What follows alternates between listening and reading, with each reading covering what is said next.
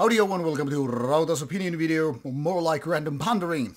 Now, re-releases are one thing, re-recordings are another. Now, whereas a lot of people don't have so much an issue, apart from obviously collectors, about reissues, re-recordings, the remakes of an old album with some changes and all that really irritates a lot of people. Sometimes I don't really get it. I mean, why do you even care? Why do you give a damn about it?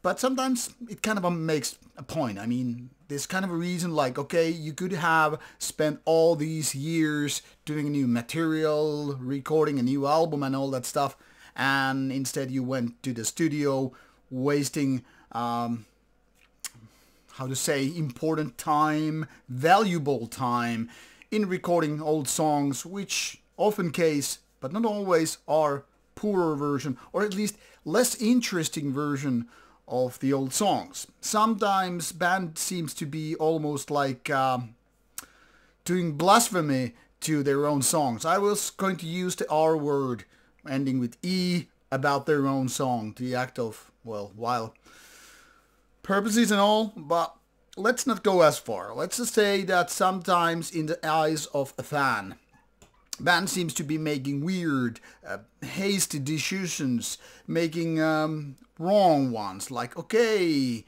you already had a good album out there. Why on earth are you gonna twist it into something that is more like a fan product?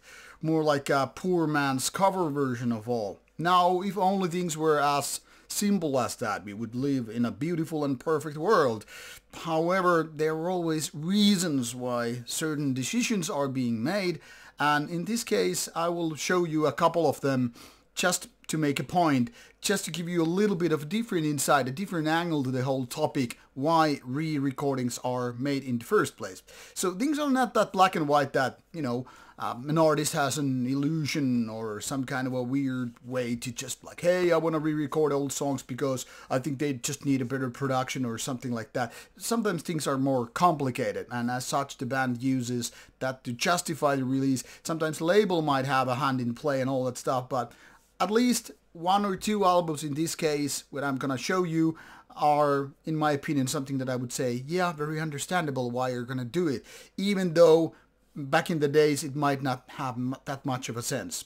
But be it as it may, the new version never takes the old version away, so it's not like fans are losing in the game, except that, unless they are kind of a, you know, bound to collect all the items, like, okay, I need to have it even if I don't need it, and that's when they keep like losing money. But then again, they're also building up their collection, so is it really win-win-win? Now, if you don't want to hear a new version and you just want to stick to the original version no matter what, well, no shame in that. I personally want to hear both versions, and then I get to choose whether I like both of them or I just prefer the new one or the old one. No losing for me there anyway.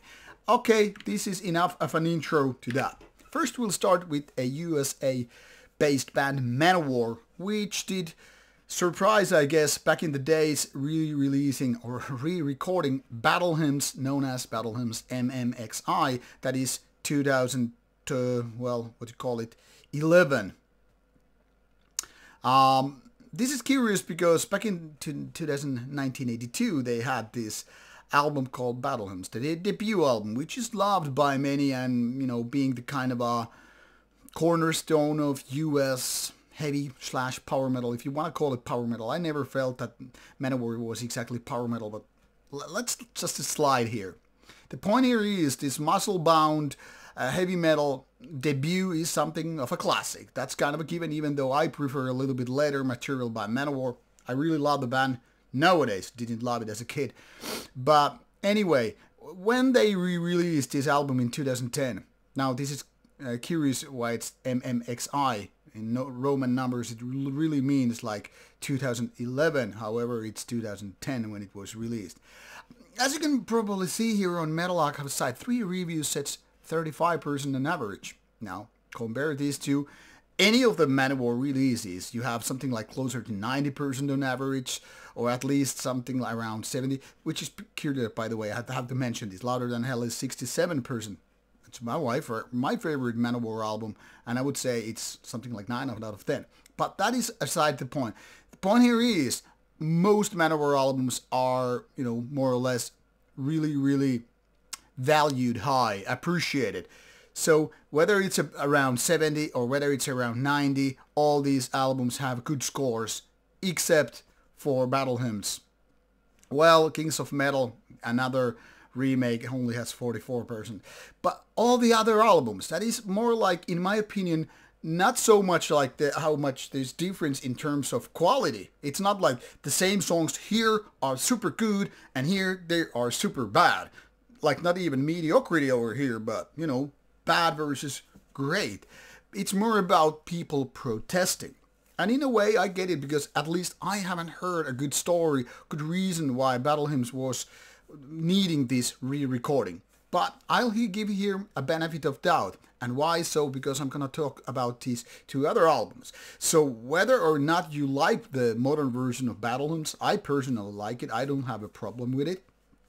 At least I think there might be a reason to that. And even if I didn't need it, I figure out, hey, it's not gonna hurt me. Like I said in the intro, why should I care if the band decided to take another go on their history and re-record some of their classic tracks? I mean, what do I have to lose? I can choose to ignore it, I can choose to have it, I can choose to hate it, but it's kind of a pointless, because in the end, it doesn't really matter, except for the time, what I also said in the intro, you're wasting your valuable and important time on re-recording something that instead you could be spending creating new songs. But that's a different story. Now we'll move to a couple of stories which I actually have a background to tell. And this is not something that I made up, I personally wanted to believe or whatever. This was something that I actually was reading on interviews. Well, about Dimmu Borgir I read it on Black Metal Book, but it's very much here present on the Metal Archive set as well, so people have been scavenging for that information. And then I have Paradise Lost with their latest album, very, very fresh from the oven, Icon 30. Now, when I was reading about the news about Icon 30, I was wondering why on earth they need another album that's going to celebrate Icon, their classic album from 1993, which was my gateway to Paradise Lost and becoming a big fan of the band ever since. I was like, why on earth are they doing that? And then I was reading the interview, and I was like, okay, this makes sense. Similar thing I was reading about Dimmu Borgir doing Stormblast back in the days. I mean, it was their 1996 second album, which is considered by many a classic. I don't really understand why they have relatively low score here in Metal Archives. I would be guessing they should be something around 90. It's not my favorite. I think it's too just synth-driven album for me anyway. And I'm one of the very few who actually seem to like Stormblast MMV or 2005 more than the original one. But that's beyond the scope of this video. But point here is, a lot of people were already wondering around 2005 why on earth Dimmu Borgir needs to re-record Stormblast. I mean, it's already a good album. Why on earth you need a new one, which to many ears is worse than the original one? Now, my reason to defend this case is not because I like the new version more, but because there is a story behind it. And if you click here for an example, additional notes on Metal Archives, or read the Black Metal Book or whatever interviews around the topic here, it is very evident. For example, the keyboard player they had back in the day, Stian Aarstad, had actually taken some of the keyboard recordings, some of the ideas, compositions from video games. Nothing bad in composing music along the lines of video games, and a lot of dungeon synth, a lot of black metal keyboards are very much aligned with video game music, even nowadays or back in the days. But there's one thing that when you're inspired by a certain kind of music, rather than stealing those ideas directly and putting them into play.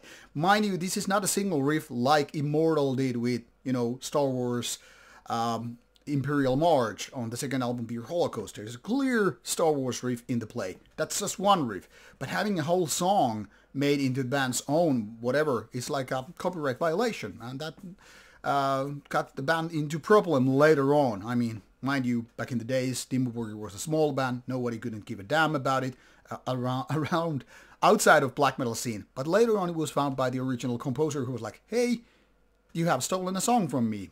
and we have a problem. So later on, when they re-recorded this new version, a couple of songs were just left out for the very reason. They were not original Dimmu Borgir songs, and as such, the whole album is a little bit different. Does it justify the whole album being made? Well, that I leave people to decide and all, but it's a curious example that sometimes things are not that simple as you want them to be. Even more difficult it became with Paradise Lost. Now, like I said, Icon is a classic album from 1993 and one of the albums that kind of springboarded the band more into bigger audiences and all that stuff, putting their rather old school doom death gothic metal behind and moving into more, say, commercial, more likable waters in my opinion. So Icon is a classic album from 1993 and really, in my opinion, one of the better ones. Well, actually the band made better albums after that, but that's another story.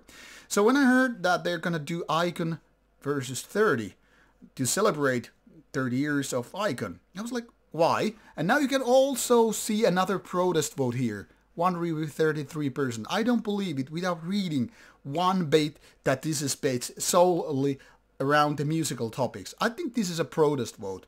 And I kinda don't get it at all, because if you like the music, who cares what's the story behind it? And in fact, this has really cool story. Now, here it doesn't say it.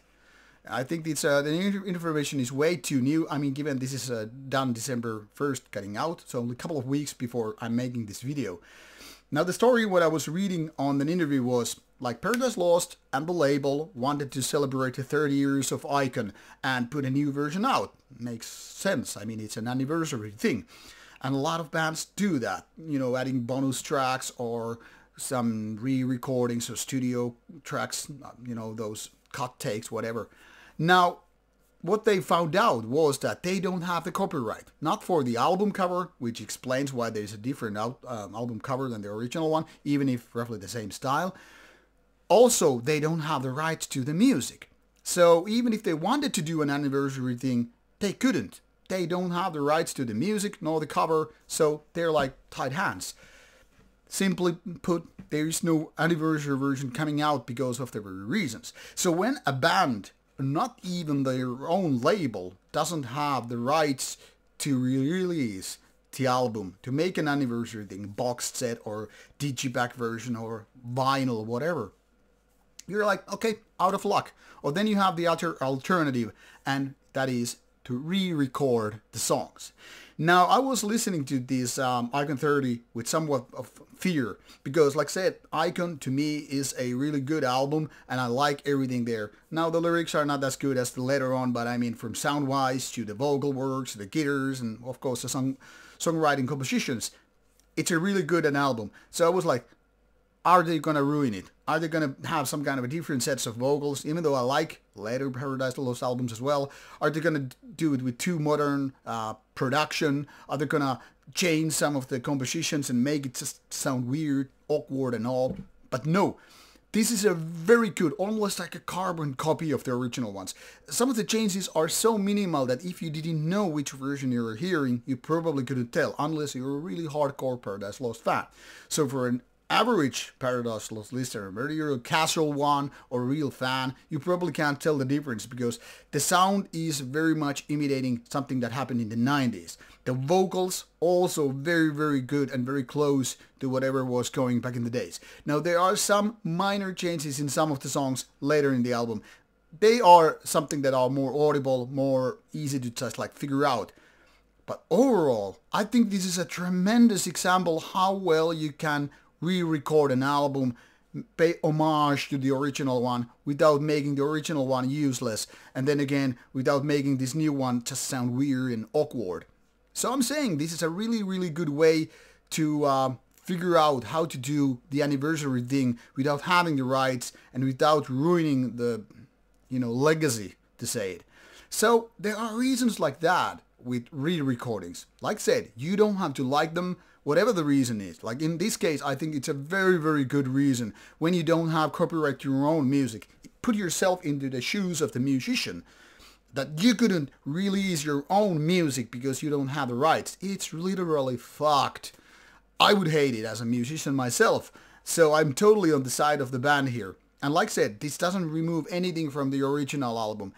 and it's not just a cover album, and it's not even like a totally carbon copy, but close enough to like really justify it. So in my opinion, this could be even a little bit better than the original one, but they're very close to one another, so I don't know. What I do know, however, is that I like the new drummer, the current drummer, so much more than what was going on in early Paradise Lost albums, where I just simply can't enjoy the drumming. So at least that department is so much better than what it used to be. But like I said, song-wise, vocal-wise, production-wise, not big of a difference. But I'm happy that they got to do this anniversary version with this kind of a workaround. And that's something that we should all cherish, whether or not we're interested in re-recordings in the first place. So next time, before you judge a band doing a re-recording of some older material, whether it's re-recording some old demo track, whether it's about fixing some of the lyrics or compositions or figuring out these copyright violations, give the band the benefit of doubt. Maybe they do have a reason to re-record the song or the whole album instead of just like calling them, sellouts or getting angry at your favorite band. We are not losing in this case. We're here merely winning. So take that into account. Now off you go, and I hope you give all these re-recordings a chance. They're good music. Now off I go. Bye bye.